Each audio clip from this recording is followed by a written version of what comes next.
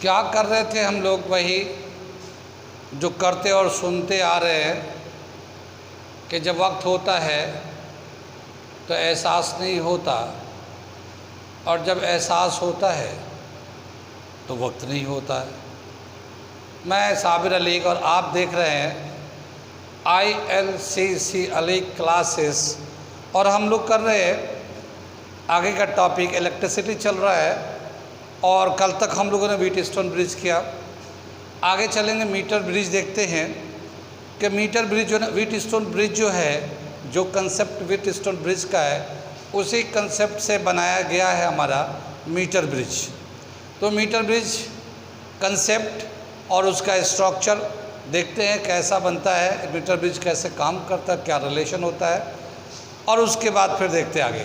तो हम बनाने जा रहे हैं मीटर ब्रिज का डायग्राम। ठीक,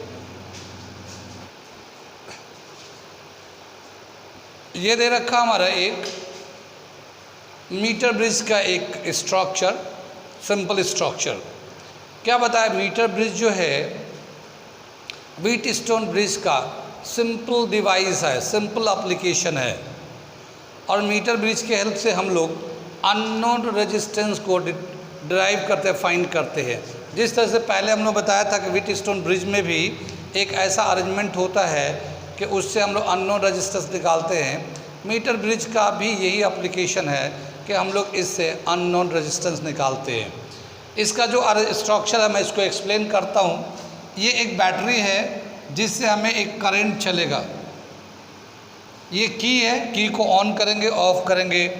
और एक हम लोग रियोस्टेट भी लगा लेते हैं, यहाँ पे रियोस्टेट भी लगा लेते हैं, ठीक है ना, रियोस्टेट। इससे हम लोग करंट को मॉनिटर करेंगे कि कितना इसमें करंट जाना है। इसके बाद रखा यहाँ से जब करंट आएगा तो यहाँ से जो ना, यहाँ से यहाँ तक 1 मीटर लेंथ है, ठीक है, यहाँ से यहाँ तक 1 मीटर का लेंथ है। ये पॉइंट को हम लोग यहाँ पे बेसिकली ये यहाँ है A और ये यहाँ C है, यहाँ पे ये कॉपर का एक स्ट्रिप है। और कॉपर स्ट्रिप में क्या क्या है, इधर से ये एक रेजिस्टेंस बॉक्स है जिसमें से रेजिस्टेंस निकालेंगे तो हमें पता चल जाएगा कि यहाँ पे कितना रेजिस्टेंस लगाया गया है। ये R की जगह पे रोल प्ले करेगा। और ये हमारा एक, ये भी कॉपर का मेटेलिक प्लेट है, तो ये इधर से कनेक्ट है और इधर से ये कनेक्ट है और बीच से नीचे कनेक्ट कर दिया है। ये जो है ना S अननोन रेजिस्टेंस है, S का वैल्यू जो है अननोन रेजिस्टेंस है, इसका हमें रेजिस्टेंस पता करना है। यहाँ पे जो स्ट्रिप का जो मिडिल पार्ट है इसको हम लोगों ने एक रेजिस्टेंस बॉक्स, गैल्वेनोमीटर और जॉकी से कनेक्ट कर रखा है। कितनी बात सुने, ये जो रेजिस्टेंस बॉक्स है, जॉकी है, जॉकी के अंदर जब इस पर हम लोग रखेंगे ऐसे जॉकी को, तो एक करंट जो जा रहा है उसकी वजह से डिफ्लेक्शन मिलेगा। तो अगर हम लोग इसको आगे बढ़ाते जाएंगे, आगे बढ़ाते जाएंगे, आगे बढ़ाते जाएंगे, तो गैल्वेनोमीटर का डिफ्लेक्शन एक पर्टिकुलर पॉइंट पे आने के बाद 0 हो जाता है, ठीक है ना। तो जो जिस पॉइंट पे सपोज यहाँ पे आके डिफ्लेक्शन 0 हो गया, तो यहाँ से यहाँ तक का जो लेंथ होगा, इस लेंथ का जो रेजिस्टेंस है, रेजिस्टेंस होगा वो हमारा P के जगह पे यूज़ करेंगे, और इसके बाद का जो रेजिस्टेंस है वो Q की जगह पे यूज़ करेंगे, ठीक है ना। तो ये एक कहाँ तक समझ में आए, एक सिंपल स्ट्रक्चर है। और मीटर ब्रिज को स्लाइड वायर ब्रिज भी बोलते हैं, स्लाइड वायर ब्रिज। तो हम लोग इसको मीटर ब्रिज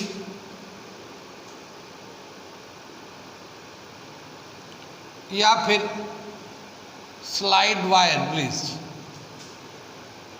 ब्रिज भी बोलते हैं इसको, ठीक। स्लाइड वायर ब्रिज, इस पे वायर पे स्लाइड करते हैं इस तरह से। तो इसका जो ये जो है ना, it is a meter bridge बोला, it is a simplest application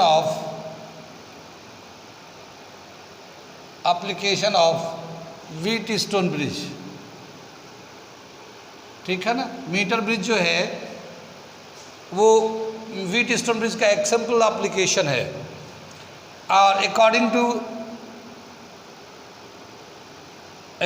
to Wheatstone bridge,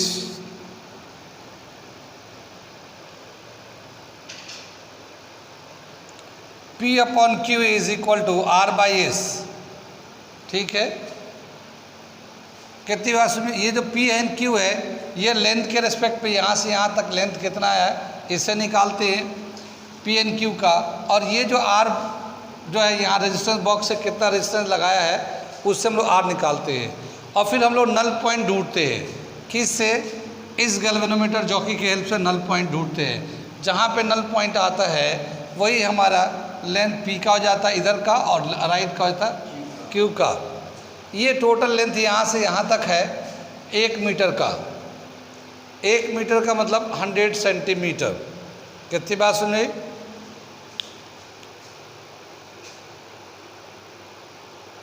structure तो समझ में आ गया, ये स्ट्रक्चर को मैंने एक्सप्लेन किया इसको। यहाँ पे ये बी है, ये डी है, तो क्या बताए? When current passes through meter bridge, when current passes through a meter bridge,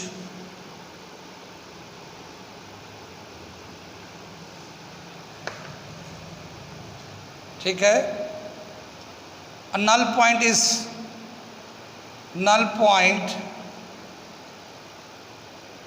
is searched with the help of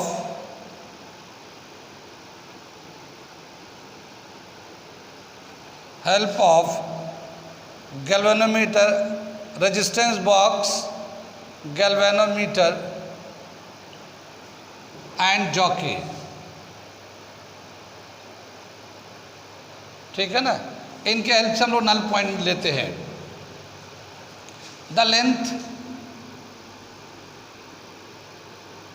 the length A B, यहाँ से यहाँ तक लेंथ जो है A B is equal to L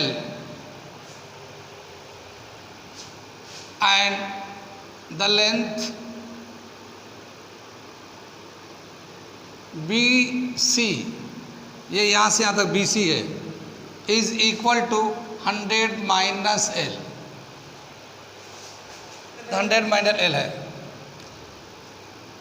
L is A B, L is equal to P से represent करते हैं, और ये B C is equal to Q, B C is equal to Q 100 minus L, ठीक है। A B को L से दिखाते हैं, एल पी को रिप्रेजेंट करता है, ये पी को।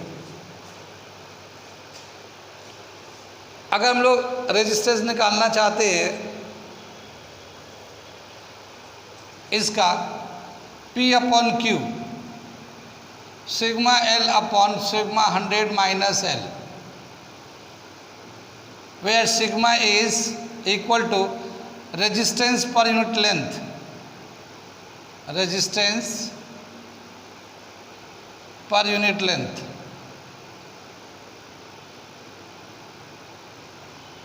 कुछ बात समझ में आ रही है?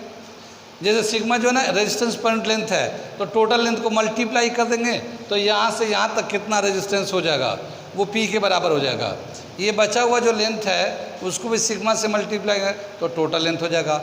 लेकिन ये सिग्मा से सिग्मा कैंसिल हो जाएगा, तो पी बाई क्यू जो है एल अपॉन 100 माइनस एल के बराबर हो जाएगा। कितनी बात में ये हमारा पी अपॉन क्यू का रिलेशन आ जाएगा। इधर से थोड़ा मिटाते हैं,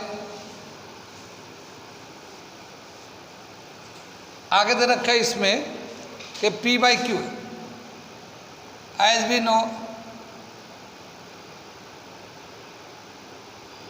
no P upon Q is equal to R by S. मगर P बाई क्यू को हम लोग क्या लिख सकते हैं? L 100 minus L is equal to R by S. ये हमारा एक फॉर्मूला हो जाता है लेंथ के टर्म में, ठीक है। और अगर एस निकालना हो, एस अगर निकालना है यहाँ से, तो S is equal to R 100 minus L upon L. ये हमारा एस निकालने का तरीका है, ये अननोन रेजिस्टेंस निकालने का तरीका है, ठीक है ना। तो ये है मीटर ब्रिज। मीटर ब्रिज के हेल्प से हम लोग अननोन रेजिस्टेंस को निकालते हैं, मगर मीटर ब्रिज व्हीटस्टोन ब्रिज के कंसेप्ट पे काम करता है। कितना समझ में आ रहा है? इस तरह का कुछ स्ट्रक्चर है। यहाँ तक समझ में आ गया। आगे चलते हैं। अब यहाँ पे जो कंसेप्ट है इसके बेस पे, व्हीटस्टोन और मीटर ब्रिज के बेस पे कुछ क्वेश्चन करते हैं। कितनी बात सुन में? व्हीटस्टोन ब्रिज जो है, मिटा दे, व्हीटस्टोन ब्रिज जो है उसका जो डायग्राम है इसका कई तरीके से रिप्रेजेंट करते हैं। तो एक बार मैं ऐसा करता हूँ कि जो कॉमन सा डायग्राम है व्हीटस्टोन ब्रिज का वो हम बना देते हैं, ताकि कभी क्वेश्चन आए तो हमें पता रहे कि ये व्हीटस्टोन ब्रिज है। व्हीटस्टोन ब्रिज में कितने रजिस्टर लगते हैं? 5। ठीक है। तो एक जो डायग्राम लेके हम लोग किए थे पूरा, वो ये इस तरह से है। एक यहाँ रेजिस्टेंस, एक यहाँ रेजिस्टेंस, एक यहाँ, एक इसके बीच में, और ये हमारा सप्लाई है बैटरी से की है। ठीक है। इसको P, Q, R, S, A, B, C, D ऐसे दिखाते हैं। ये बैलेंस्ड होता है, इसे गैल्वेनोमीटर लगा होता है, इससे कोई करंट जाता नहीं है। तो इसमें कितना करंट जा रहा है? 0। जब बैलेंस्ड होता है तो करंट जब 0 जा रहा होगा तो पोटेंशियल ड्रॉप कितना हो जाएगा? वो भी 0 हो जाएगा, क्योंकि जब करंट ही नहीं है तो पोटेंशियल ड्रॉप किस बात का। तो यहाँ पे जो पोटेंशियल होगा और यहाँ पे पोटेंशियल दोनों जगह बराबर होंगे। B एंड D पे पोटेंशियल बराबर होगा, क्योंकि जब पोटेंशियल बराबर होता है तो करंट नहीं चलता है। जब पोटेंशियल का डिफरेंस होता है तब करंट चलता है, हाई पोटेंशियल से लो पोटेंशियल की तरफ। तो यहाँ पे दोनों टर्मिनल पे, B एंड D टर्मिनल पे पोटेंशियल बराबर होते हैं। एक तो हमारा ये इस तरह का स्ट्रक्चर है। एक स्ट्रक्चर इसी को हम लोग कुछ इस तरह से बनाते हैं।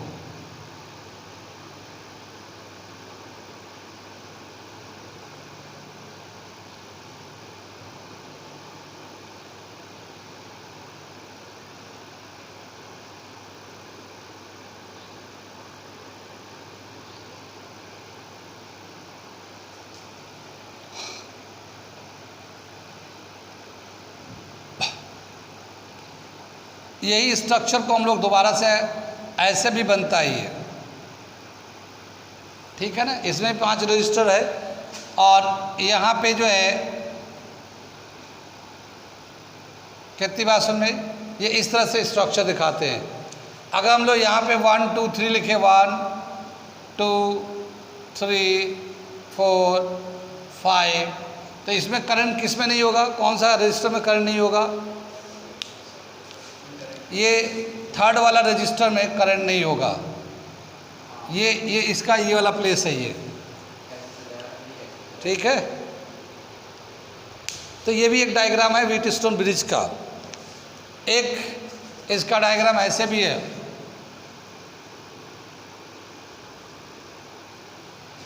यहाँ बना देते हैं।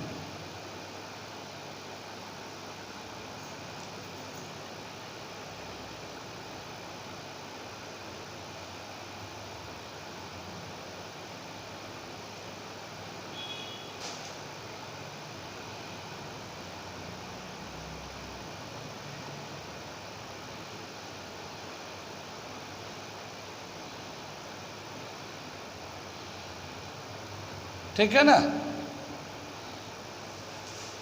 एक डायग्राम इसका ये भी है, और इसमें बताना कि कौन सा रजिस्टर में करंट नहीं होगा।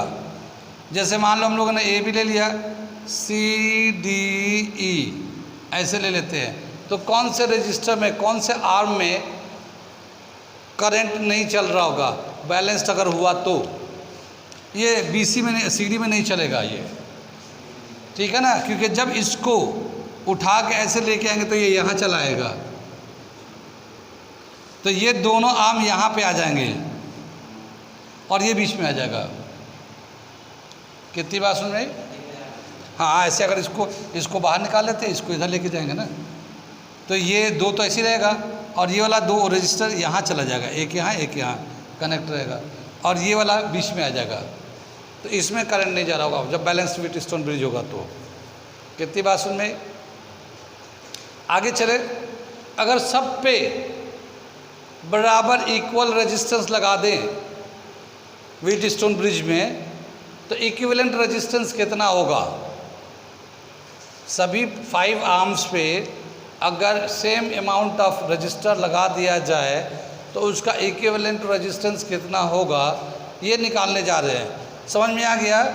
व्हीट स्टोन ब्रिज को इस तरह ये किसी भी तरीके से रिप्रेजेंट कर सकते हैं। अलग अलग क्वेश्चन में अलग अलग तरीके से ड्रॉ करते हैं।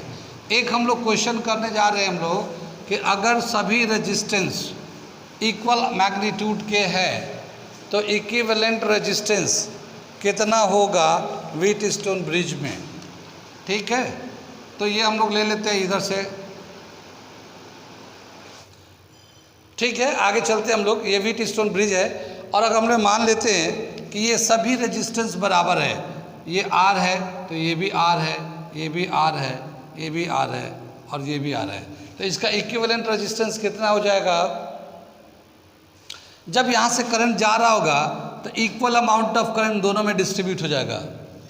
यहाँ पे जब बैलेंस्ड होगा तो इन दोनों पे पोटेंशियल बराबर होगा। ठीक है ना, इन दोनों टर्मिनल बी एंड डी पे पोटेंशियल बराबर होगा तो इससे कोई करंट जाएगा नहीं, तो ये हमारा यूजलेस है। अब क्या मिलेगा, ये 2 रेजिस्टेंस एक लाइन में और ये 2 रेजिस्टेंस एक लाइन में मिलेगा। तो हम लोग इसको दोबारा से रीड्रॉ कर लेते हैं।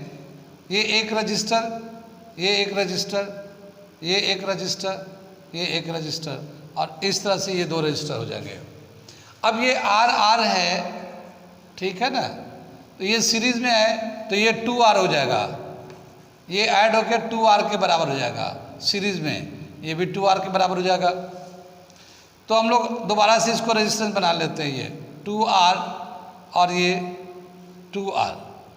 ठीक है, अब 2R के पैरेलल में कनेक्ट है, तो पैरेलल में जब होते हैं तो इक्विवेलेंट रेजिस्टेंस निकालने के लिए R/N, N number of parallel lines, तो R इक्विवेलेंट अगर निकालते हैं तो R'/N लेते हैं। यहाँ पे R' का लोग 2R ले लेते हैं। देखो 2R ये भी है, 2R ये भी आएगा, तो 2R/2 लाइन है, 1 2, 2 से कैंसिल हो जाएगा, ये R आ जाएगा। यानी व्हीट स्टोन ब्रिज में अगर सभी रेजिस्टेंस इक्वल मैग्नीट्यूड के होंगे तो उनका इक्विवेलेंट रेजिस्टेंस भी उतना ही आएगा जितना एक का, 4 में से एक का है, तो वो R आएगा। सभी R है तो इसका इक्विवेलेंट रेजिस्टेंस भी R आ जाएगा। ये एक बहुत ऐसी कॉमन क्वेश्चन है, अक्सर आते रहता है, पूछते रहते हैं। आगे चलते हैं, 1 2 क्वेश्चन करते हैं, समझ में आ रही बात। ये क्वेश्चन दे रखा है, क्या दे रखा है, P, Q, R and S are 4 registers of resistance 2, 2, and 3 ohm resistors respectively. Find out the resistance with which S must be shunted in order that the bridge may be balanced. ठीक है, तो क्या दे रखा है, ये हम थोड़ा फिगर से समझा दे रहे हैं। ये 4 रजिस्टर है,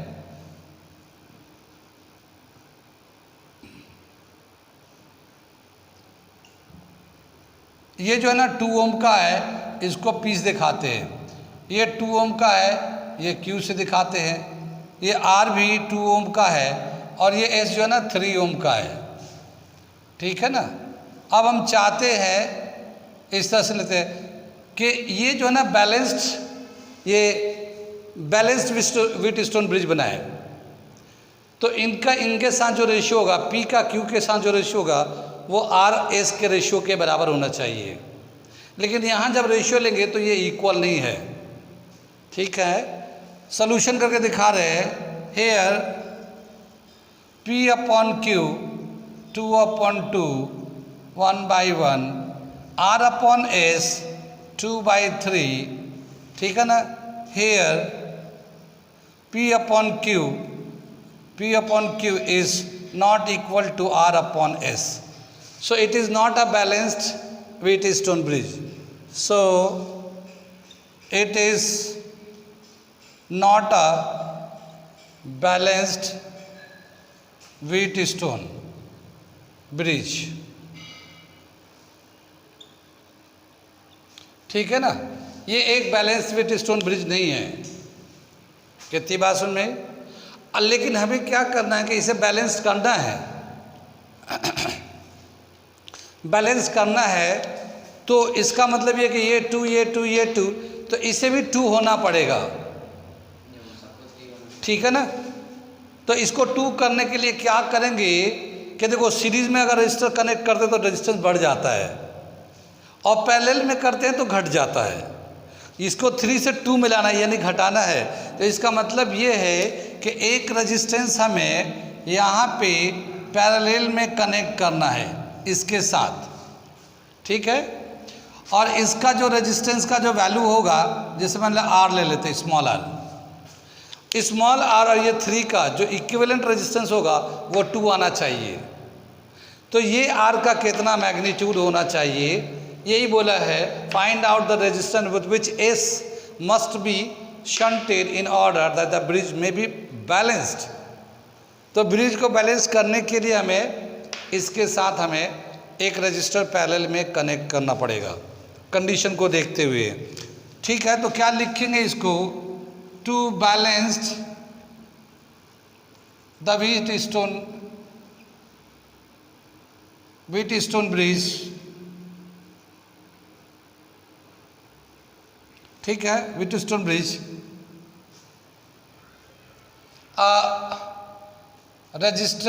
register of resistance R should be connected with S so that its equivalent is 2 ohm, ठीक है ना। इसके पैरेलल में हमें इस तरह से कनेक्ट करना पड़ेगा ताकि ये 2 ओम के बराबर हो जाए, ठीक। जब 2 रजिस्टर पैरेलल में कनेक्ट होते हैं तो उनका इक्विवेलेंट कैसे निकालते हैं, ठीक है ना। When 2 resistors are in parallel it's equivalent is given as R equivalent is equal to, यहाँ पे स्मॉल हम लोग का एक फॉर्मूला था R1 R2 upon R1 plus R2, ऐसे हम लोगों ने पहले फॉर्मूला किया है। लेकिन यहाँ पे क्या है, small R S upon small R plus S, ठीक है ना। तो स्मॉल आर का वैल्यू तो हमें पता नहीं, लेकिन इसका वैल्यू जो है ना, एस का वैल्यू पता है 3, स्मॉल आर प्लस 3, और इसका इक्विवेलेंट कितना चाहिए 2, ठीक है ना। तो यहाँ पे हम लोग लेके चलते हैं, ये इक्विवेलेंट की जगह पे डालते हैं कितना 2 ohm, 2 is equal to 3R upon R plus 3, cross multiply करेंगे 2R plus 6 is equal to 3R and R is equal to 6, यानी स्मॉल r जो है ना 6 ओम का लगाना पड़ेगा। तो हमें क्या करना पड़ेगा, 6 ओम का रजिस्टर S के पैरेलल में लगाएंगे तो फिर ये इसका इक्विवेलेंट 2 आएगा और फिर ये टोटल व्हीटस्टोन ब्रिज है ना बैलेंस्ड हो जाएगा। नहीं इंटरनल रजिस्टर नहीं, ये एक्सटर्नल है, हम तो स्मॉल r से दिखा रहे हैं। अब जैसे ना ये r ऑलरेडी यहाँ यूज़ कर चुके हैं तो हम लोग r को तो या फिर कोई और वजह कर, हाँ सीरीज में जोड़ते हैं तो बढ़ जाता है, पैरेलल में करते हैं तो इक्विवेलेंट रेजिस्टेंस कम हो जाता है। हमें 3 से 2 करना था, कम करना था, तो पैरेलल में कनेक्ट कर दिया और पैरेलल में फिर कनेक्ट किया तो कितना, तो जब 2 रजिस्टर पैरेलल में लगते हैं ना तो उसका ये फॉर्मूला है हमारा इक्विवेलेंट निकालने का, ठीक। कहाँ कहाँ समझ में नहीं आया, समझ में आ रहा, पीछे वाले बच्चे को नोट करो। ये दे रखा क्वेश्चन, अगला क्या दे रखा, ये find the value of unknown resistance x। ये x अननोन रेजिस्टेंस है इस डायग्राम में, अभी हम बता रहे हैं। In the following circuit if no current flows through the section AO, also calculate the current drawn by the circuit from the battery of EMF 6 volt and negligible internal resistance. ठीक है, ये दे रखा एक हमारा सर्किट डायग्राम, ये ABC, इसमें रेजिस्टेंस है 2 ओम का, ये है 4 ओम का, ये AO है, A2O 10 ओम का रेजिस्टेंस है, ये BO 3 का है, ये OC X है। अब इसमें क्या बता रखा है, AO में जो है कोई करंट नहीं चल रहा है, तो जब AO में करंट नहीं चल रहा तो इस 5 को जब लेंगे तो ये व्हीटस्टोन ब्रिज बना लेगा। तो हमें अननोन X का रेजिस्टेंस निकालना है। ठीक है, और जब अननोन का रेजिस्टेंस निकालेंगे तो साथ ही एक बैटरी 6 वोल्ट का लगा हुआ है, एक रजिस्टर 2.4 ओम का लगा हुआ है, तो कितना करंट इस बैटरी से आएगा अगर इसका इंटरनल रेजिस्टेंस नेग्लिजिबल है तो ये बताना है। ठीक है, तो ये जो फिगर है इसका पूरा ये क्वेश्चन जो है हमें पढ़ के दिखा दिया और ये फिगर में सारी चीज़ें रिप्रेजेंट कर रखे हैं। तो अब इस क्वेश्चन को मिटा देते हैं और इस फिगर के हिसाब से करते हैं हम लोग। ठीक है,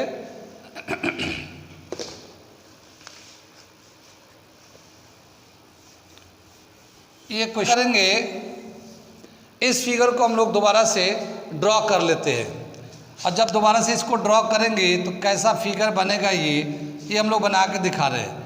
एक हमारा इस तरह से सर्किट बनेगा, ये 2 ओम का है और ये 4 ओम का है, 4 ओम का है, यहाँ पे ये 10 ओम का है और ये यहाँ पे ये 3 ओम का है और ये जो है ना X है, और ये जो है दोबारा से यहाँ बैटरी से कनेक्ट है 6 वोल्ट का और यहाँ पे एक रेजिस्टेंस 2.4 का लगा हुआ है। ठीक है ना, इस तरह से हम लोग रीड्रॉ कर लिया, ये वाला सेक्शन को व्हीटस्टोन ब्रिज को अलग कर लिया और ये इसके साथ इधर दिखा दिया। ठीक है, अब इसमें क्या बताया कि इन सेक्शन ये A B, यहाँ पे B ले लेते हैं, यहाँ पे C है और यहाँ पे O है। ठीक है, अगर हमारे AO में कोई करंट नहीं चल रहा है तो इसका मतलब क्या हुआ, ये बैलेंस्ड व्हीटस्टोन ब्रिज है। In the given figure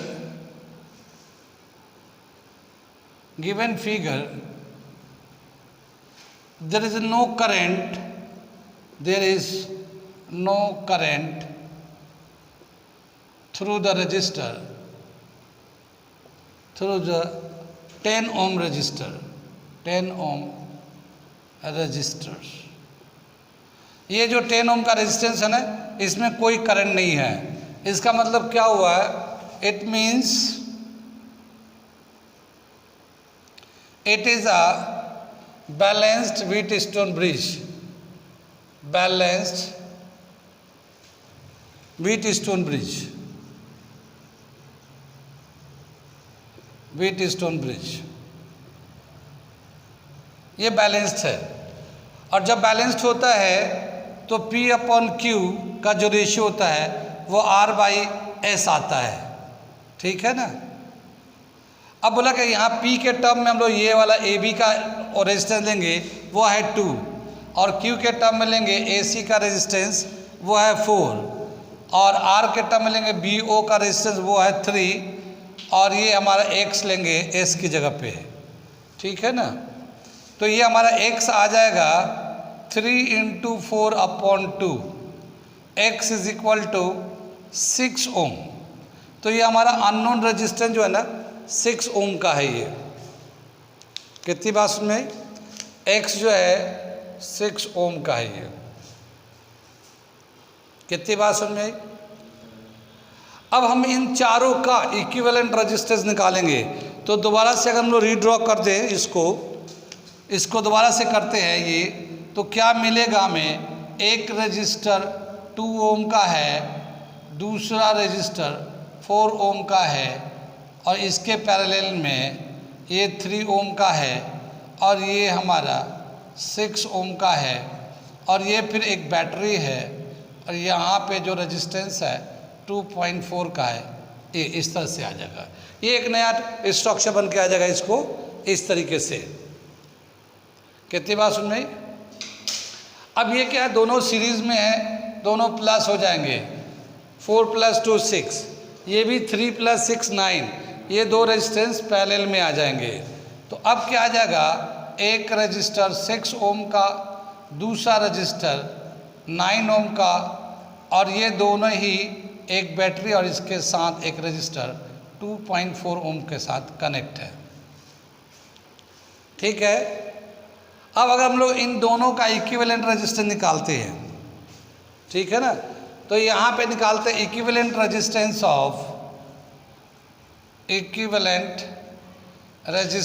of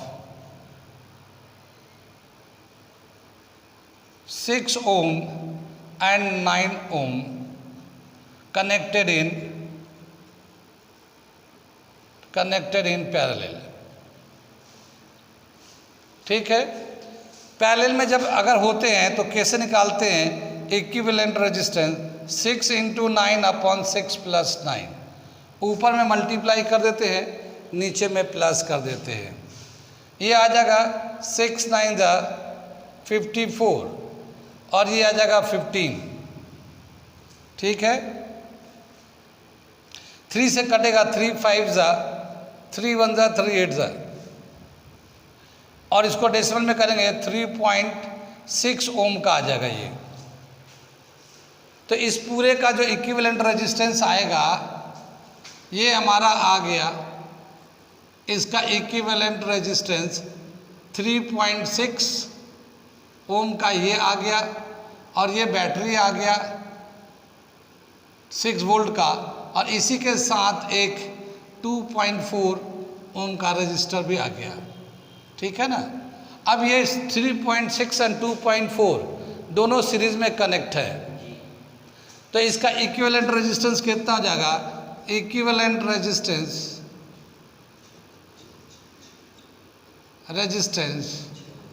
of 3.6 ohm and 2.4 Om.